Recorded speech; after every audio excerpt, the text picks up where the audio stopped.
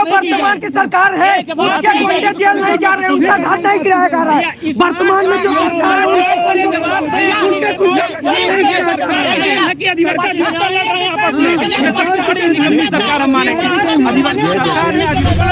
केवल जब हटाने की बात को लेकर के यहाँ मैं मीडिया से कहता हूँ, बिकाऊ मीडिया से कहता हूँ, बिकाऊ मीडिया होश में हो जाए। इस वजह से सारी मीडिया ने ही चुना है भारतीय जनता पार्टी की सरकार को। जब भारतीय जनता पार्टी की सरकार आई है, पूरा ये चुनाव आयोग का बंदी बना करके यही मीडिया रखी हुई है। इस आंदोलन में गोदी मीडिया की एक मीडिया नहीं आया, गोदी मीडिया की एक भी रिपोर्टर यहाँ नहीं आई है। सोचिए ईमानदारी है, ये जो ईमानदारी है, हटा के बैलेट पेपर नहीं करवा रहे हो। बैलेट पेपर से क्या दिक्कत है आपको? क्या दिक्कत है? डायल 100 को 112 कर दे, डायल 100 को 112 कर दे।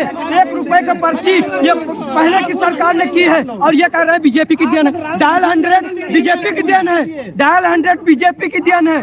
और उसके बाद स्टेडियम से लेकर और उसके बाद जो आगरा एक्सप्रेसवे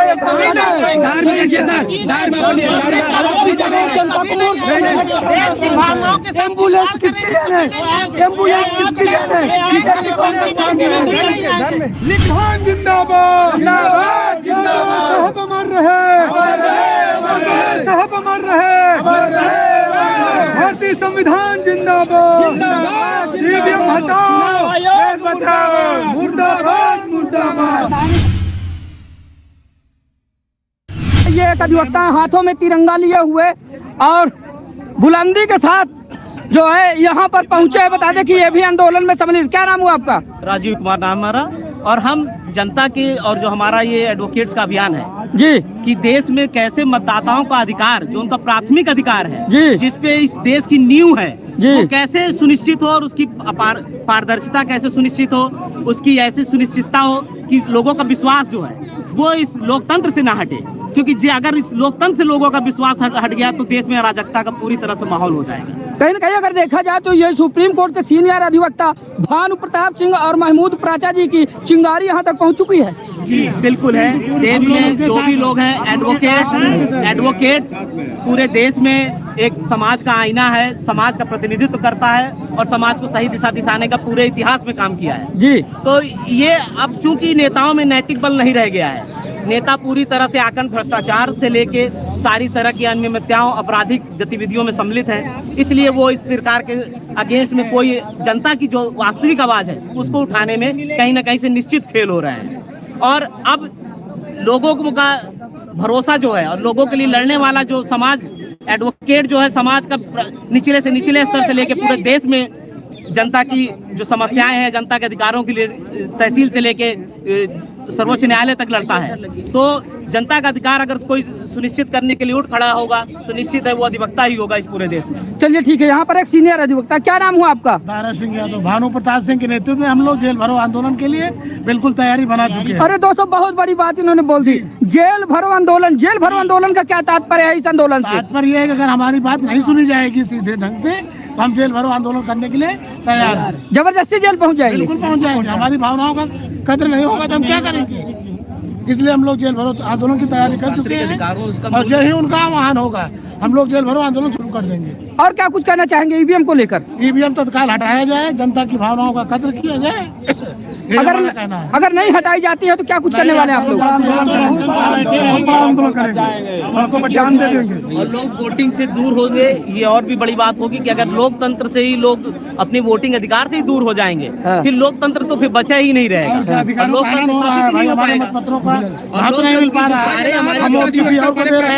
वोट किसी और को जा रहा है और ये कई सारे ऐसे परिणाम देश में जगह जगह पे आए हैं जहाँ पे वोटिंग परसेंटेज और जो वोट डाले गए उनका परसेंटेज में बहुत ज्यादा अनियमितताएं हैं। कई जगह तो ये कैंडिडेट पिछले चुनाव में देखा गया कि किसी व्यक्ति को सिर्फ एक वोट मिले हैं। और वोटिंग मशीन में चूंकि जो व्यवस्था होती है वो केंद्र सरकार के नियंत्रण में होती है और पूरी तरह से चुनाव आयोग की निष्पक्षता, चूंकि चुनाव आयोग निष्पक्ष सेशन का चुनाव आयोग आपने देखा होगा कि जब पहली बार देश में हमेशा जो लोगों की वोट तंत्र की लूट किया करते थे। जब टीएन शेषन ने पूरी तरह से निष्पक्ष होकर और पूरे पैरामिलिट्री फोर्सेस का प्रॉपर इस्तेमाल करके पूरे देश में जब चुनाव कराए थे, तो पहली बार पूरी तरह से लोकतांत्रिक व्यवस्था स्थापित हो पाई थी। लेकिन वर्तमान सरकार ने क्या किया है कि पूरे जो हमारा चुनाव आयोग है उसकी पारदर्शिता ही खत्म कर दी गई। उसमें अपने लोगों का उसमें प्रतिनिधित्व बढ़ा दिया गया है, जिससे जो है उनका जो मत होगा, जो चुनाव अधिकारी जो नियुक्त होंगे, वो 2-1 से ऑलरेडी केंद्र सरकार के नेतृत्व में ही चीजें जाएंगी फेवर में। चूंकि सुप्रीम कोर्ट की सीजीआई का उसमें प्रतिनिधित्व होना जरूरी था। 3 सदस्यों में एक अगर न्यायपालिका का सदस्य होता, एक सरकार का मुख्य और एक विपक्ष का नेता होता, तो ये स्थिति बेहतर थी पारदर्शित लोकतंत्र के लिए। कि अगर ट्रांसपेरेंसी आप खत्म कर देंगे, अगर ये ट्रांसपेरेंसी आप जो हमारे इलेक्शन कमीशन कराने वाली जो बॉडी है, जिसको आपको पता है पूरे देश में सारे राइट, जैसे ही यहाँ से इलेक्शन की चुनाव घोषणा होगी, सारे राइट्स चाहे डीएम के हो चाहे सबके अधिकार जो है चुनाव आयोग के अंदर सेंट्रलाइज हो जाते हैं। और वो जिस तरह से चाहती है उस तरह से ईवीएम मशीनों के रख रखाव। लेकिन वो आप कुछ देखेंगे पिछले कुछ समय में ये हो रहा है कि जो मशीनें हैं वो बेतरतीब ढंग से कहीं इधर कहीं उधर पाई जा रही हैं। उससे भी ये होता है कि सिद्ध होता है कि कहीं ना कहीं इस पूरे, चूंकि 20 लाख ईवीएम मशीनें खोने का भी मसला काफी दिनों में 18 मीडिया पे 18 से 20 लाख मशीनें, चूंकि अगर हैकिंग का मामला नहीं है, ये हैकिंग सब जानबूझ के गलत ढंग से प्रचारित किया गया है ताकि उसको लोग कर ना सके।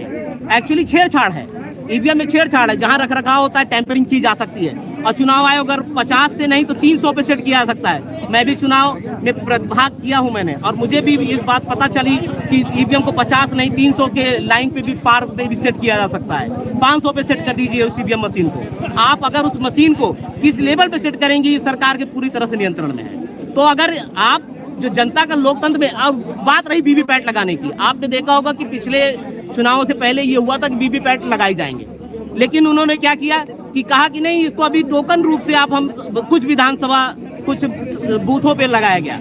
चूंकि वोट, अगर व्यक्ति मतदाता जो वोट दे रहा है, अगर वो पूरी तरह से उसको ये सुनिश्चित हो जाए कि ये वोट जो दिया है वो उसके सामने उसी पार्टी को गया है जिसको उसने समर्थन दिया है, जिसमें उसका विश्वास है। अगर वो वीवीपैट भी 100% सुनिश्चित करा पाती है सरकार, लाखों करोड़ों का हमारे पास अरबों का बजट है। अभी अयोध्या में बहुत बड़ा बजट खर्च हुआ है, 10,000 करोड़ मेरे ख्याल से खर्च हुए होंगे इतने बड़े आयोजन में। क्या वीवीपैट भी 100% अगर सुनिश्चित कर दें? अयोध्या में जो खर्च हुआ है वो जनता का पैसा खर्च हुआ है, जनता ने चंदा दिया था। सरकार का कहाँ खर्चा हुआ है? जनता का पैसा, चुनाव बसपा के जो है जो पार्क बने हैं वो भी, वहाँ पे भी जनता का पैसा लगा हुआ है। जो समाजवादी पार्टी ने जो रोड बनाई थी, हाईवे, उसमें भी जनता का पैसा है। तो जनता ही इस पूरी इकोनॉमी के मूल है। हम आप चाहे सिगरेट, चाहे एक माचिस से शुरुआत करते हैं घर में, तो मसालों से लेके रोज आप जो है हजारों रुपए टैक्स देते हैं, हर परिवार टैक्स देता है। और अगर कोई सरकार ये सोचती है कि हम किसी को एहसान कर रहे हैं कुछ दे के, तो ये उसकी गलतफहमी है।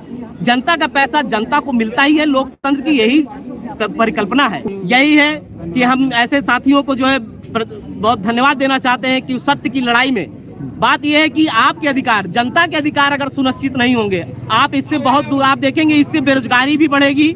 अगर जनता का अधिकार सुनिश्चित नहीं होगा तो पूंजीवादी व्यवस्था ज्यादा स्टैब्लिश होगी, जो इस सरकार में हो रही है।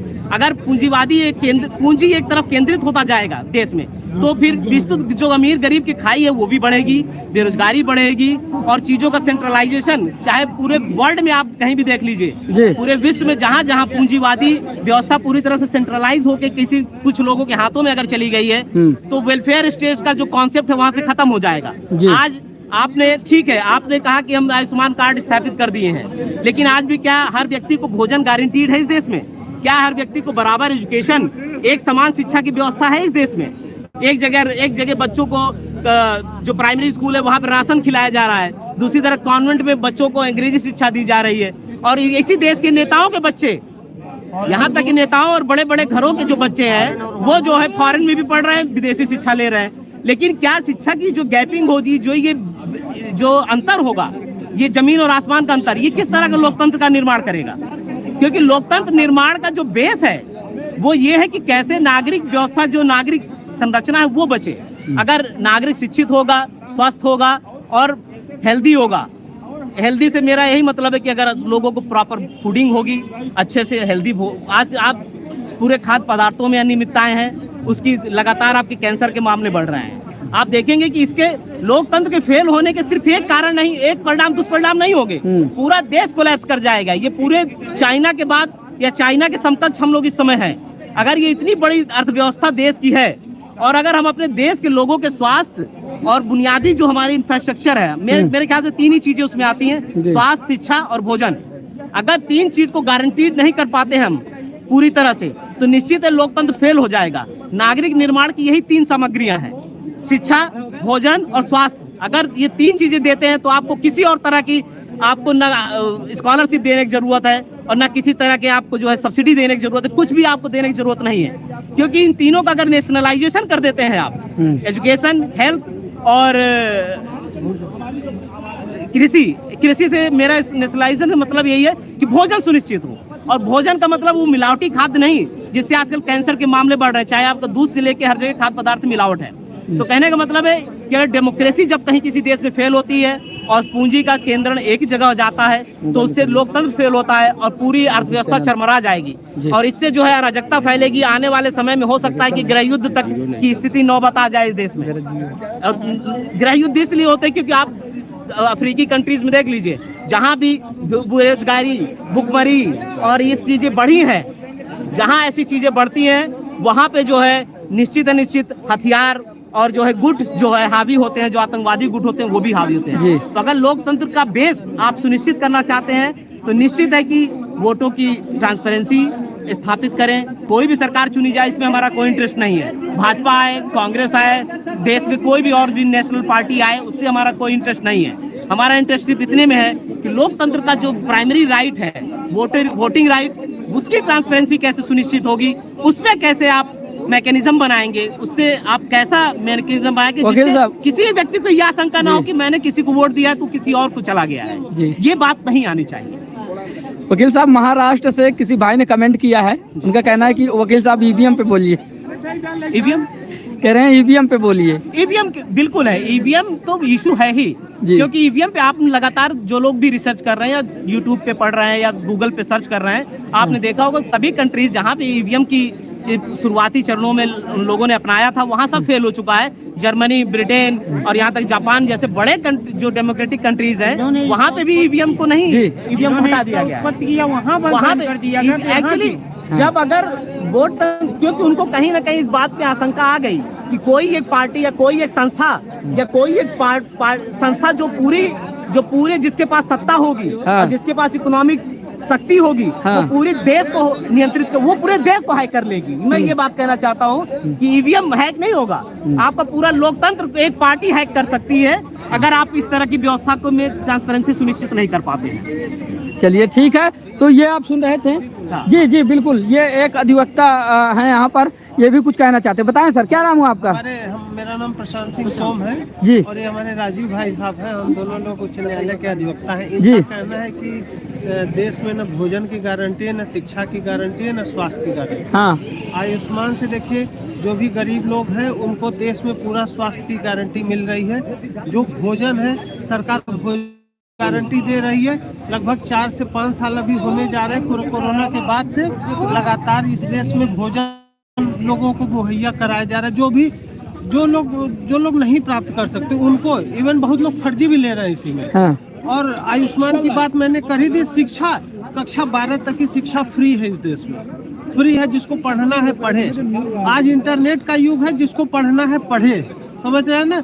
ये कहे कि शिक्षा नहीं, ये तो एकदम फर्जी बात है ना। वकील साहब, एक सवाल मेरा आपसे, जितनी भी योजनाओं का नाम आपने लिया या जो भी आप बताना चाह रहे हैं, एक सवाल आपसे ये है कि जितनी भी योजनाएं हैं, क्या हकीकत में वो पात्र लाभार्थी के आखिरी पायदान तक पहुंच रही हैं? कौन है? हम ही आप सिस्टम में है ना। हम लोग यदि गलत इसका मिसयूज करेंगे तो गलत सही आदमी तक नहीं पहुंचेगा।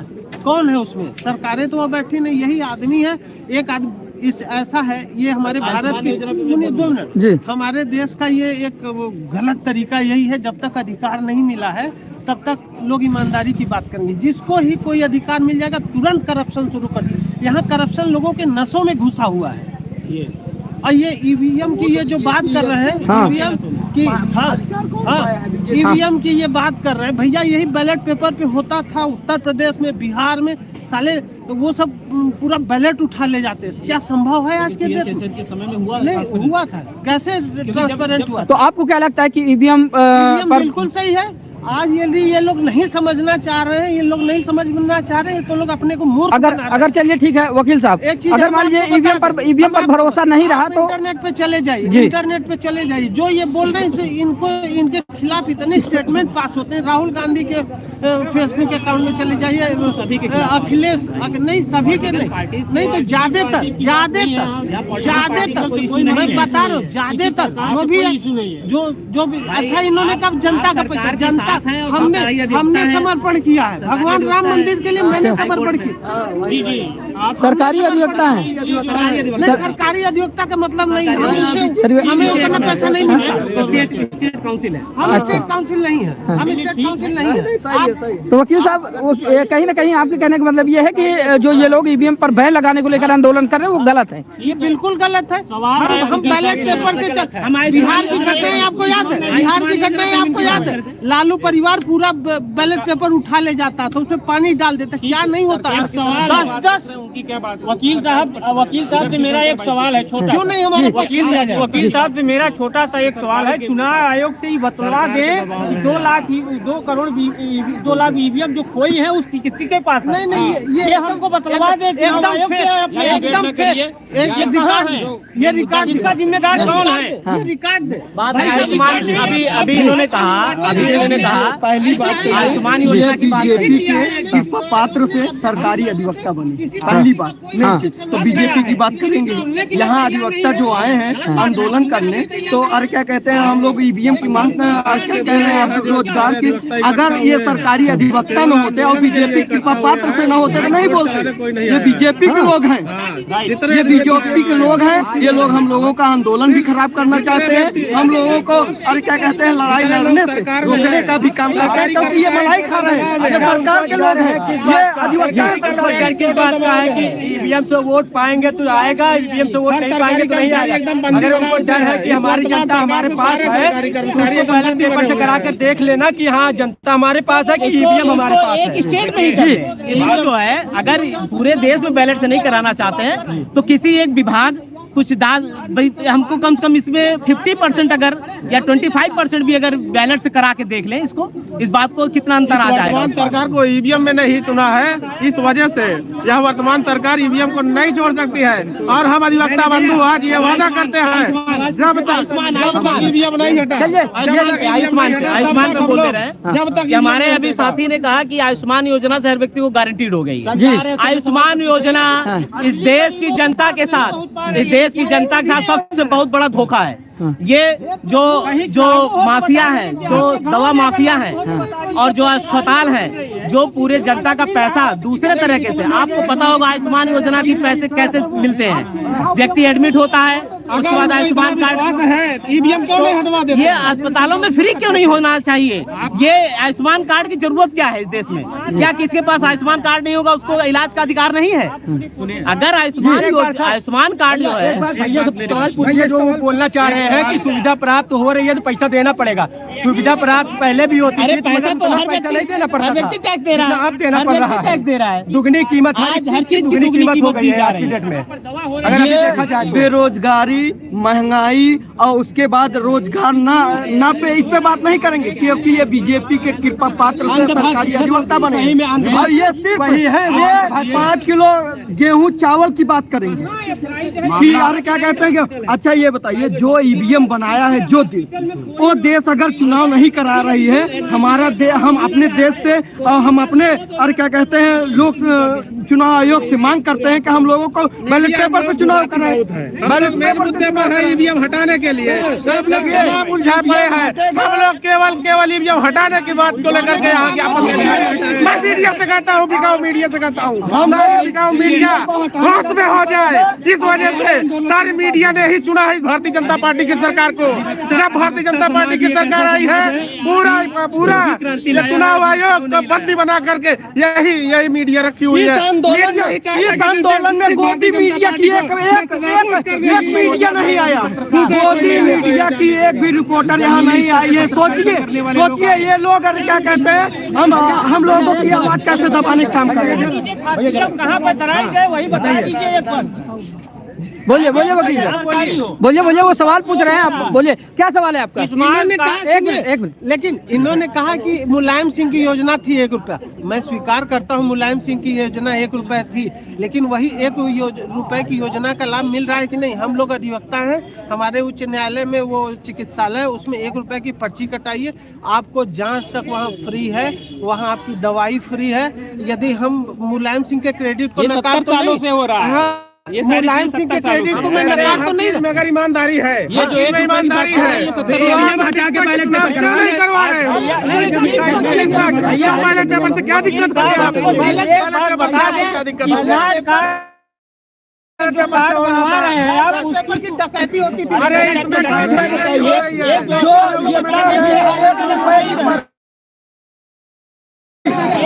डायल 100 को 112 कर दे, डायल 100 को 112 कर दे। 1 रुपए का पर्ची ये पहले की सरकार ने की है और ये कह रहे हैं बीजेपी की देन है। डायल 100 बीजेपी की देन है, डायल 100 बीजेपी की देन है। और उसके बाद स्टेडियम से लेकर और उसके बाद जो आगरा एक्सप्रेसवे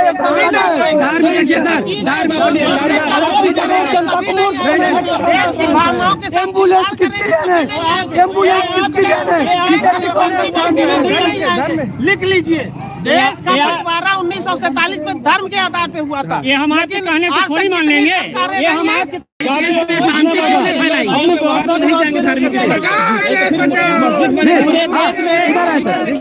क्या कह रहे हैं देश में आतंकवाद को अगर किसी ने बढ़ावा दिया तो मस्जिद के विध्वंस से शुरू हुआ है। पूरे देश की जनता को वहीं से बांटा गया है। अगर जो है अगर कोई व्यवस्था स्थापित है, देश बंटवारा हुआ धर्म के आधार पे, धर्म के आधार पर नहीं हुआ है। अगर ये कह रहे हैं लगातार, सोचिए। अच्छा ये बताइए, जो वर्तमान की सरकार है, जो वर्तमान की सरकार है उसके गुंडे जेल नहीं जा रहे, उनका घर नहीं गिराया जा रहा है। वर्तमान में जो